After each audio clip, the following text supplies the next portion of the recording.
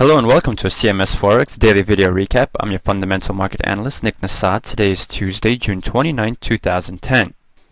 The focus early this week is on the shaky footing of the global recovery, with concerns increasing about the pace of global growth and increased concerns about financial system stability. Investors fled from risky assets and higher yielding currencies into safe haven currencies like the dollar and yen. The main impetus behind today's risk aversion seems to be growing fears of a double-dip recession, as we are seeing weaker fundamental data, and the G20 made cutting budget deficits the main priority following their meeting over the weekend. The risk aversion from overnight carried over into U.S. stocks as the Dow Jones fell below the 10,000 level, posting a more than 230-point loss by mid-New York trading. Stocks in the UK, Germany, and in Europe were down between 2 and 3% as well. The Nasdaq and S&P 500 were off by 2.8 and 2.5% respectively as of 12 p.m. Eastern, and we had Treasury yields continuing to decline as investors fled to the safety bonds with stocks faring so poorly, and 2-year Treasury yields actually hit a record low today. Also, oil was down 3.35% as of 12 p.m., trading below $75.50 a barrel. The euro took a big brunt of the flight from riskier assets to safe haven currencies. In the euro-dollar pair, we broke a short-term level of upward sloping support and wound up falling about 130 pips following that break. That means that we have paired about 50% of our rally that we had seen during the first half of July.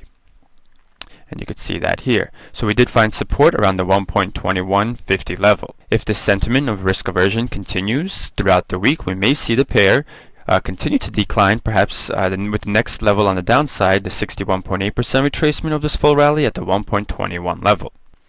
One of the big winners today was the Japanese yen due to its safe haven appeal.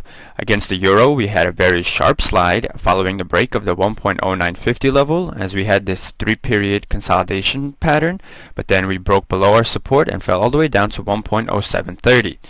Unlike in the dollar here, we broke below our most recent supports from early in June, and this low today at 10730 was actually a new 8-year low for this pair. The euro-pound pair extended its decline from yesterday after we had moved below the 0.8180 level, which had also following a break of the 0.82 level. This was a new 20-month low, and following a short rest at the end of the global session yesterday, we continued the decline, falling to 0.8070. Now, the pound has been a very strong performer since it unveiled its budget back on June 22nd, and following some more than hawkish than expected Bank of England meeting minutes the following day. In a look at a follow euro cross, we look at the euro Swiss franc, and here too, similar to the pound, we had an extension of decline yesterday following a break in an important support at 1.3450. Today we followed our 180 pip slide from yesterday's session with another 180 pip slide, testing the area around 1.3175. The Swiss franc is also considered a safe haven during times of risk aversion. The pair has been falling since the SNB said that it would no longer intervene in currency markets back here on June 17th, though they did say that they might consider intervening if the appreciation of the Swiss franc was not orderly but was very dramatic. So we'll see if the recent price swings if SNB policymakers can stomach such sharp moves, especially if we continue these declines. The rise in risk aversion today also affected our commodity currency pairs. Here we're looking at the US dollar, Canadian dollar, and following the non-action in Monday's session, today we saw a sharp move in favor of the dollar, the US dollar, as we saw traders dumping commodity currencies as commodity prices fell and fear spread of weaker global growth.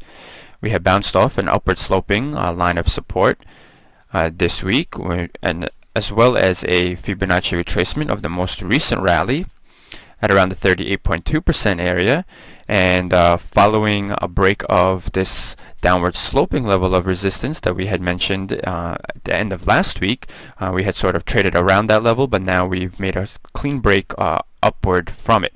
We now test the 1.0525 area as our resistance for today's session. As we can see, we have some horizontal resistance levels coming up. One clear one is the 1.0675 level, and following that, we may try and test the 1.0550 level. However, we would need this risk aversion that we saw in today's session to continue, so that would mean a continuation of poor fundamental news and also a flight to safe haven assets. Similarly, in a look at the Australian dollar US dollar pair, we see a 200 pip slide following yesterday's session as we broke below our cluster moving averages at the 0.87 level, and we slid all the way down to 0.8505. This is an important level as it had acted as resistance